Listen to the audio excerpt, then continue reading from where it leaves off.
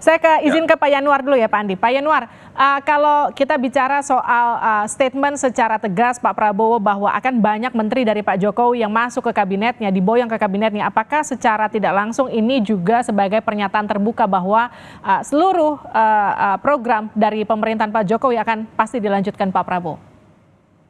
terima kasih Mbak Vivi. Ini mesti dibaca begini ya. Menurut saya, Pak Prabowo itu menyadari masalah yang dihadapi negeri saat ini, yaitu tidak kunjung keluar dari jebakan negara berpenghasilan menengah. Itu saya kira itu masalah yang kita hadapi dan itu mendasar sekali.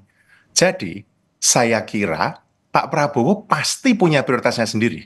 Dan kalau kita baca Asta Cita itu sangat jelas menegaskan menegaskan prioritasnya Pak Jokowi.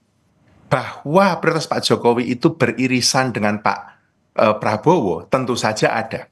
Tapi Pak Prabowo di Asta Cita itu sudah sangat jelas menegaskan apa yang ingin dia raih dalam 5 tahun ke depan. Hmm. Karena saya melihat kalau memang sebagian menteri Pak Jokowi dipakai oleh Pak Prabowo, itu konsekuensi logis.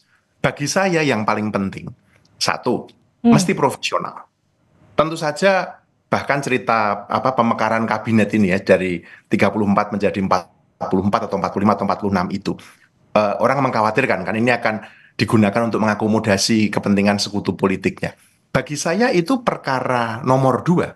Yang nomor satu adalah Pak Prabowo mesti memastikan menterinya itu profesional. Oke. Kalau profesionalisme itu didapatkan sebagian dari menteri Pak Jokowi sekarang ini, so be it. Tapi jika tidak, ya nggak apa-apa. Kalau saya begitu melihatnya, Mbak. Oke, meskipun profesional itu kemudian diisi oleh para ketua umum parpol begitu Pak Yanuar. Nah, itu persoalan lain, Mbak. Saya kan bicara profesional. Mestinya Pak Prabowo tidak membuang kesempatan, tidak membuang momentum. Ini momentum untuk menunjukkan bahwa dia menjadi pemimpin negeri ini dengan PR yang sedemikian banyak.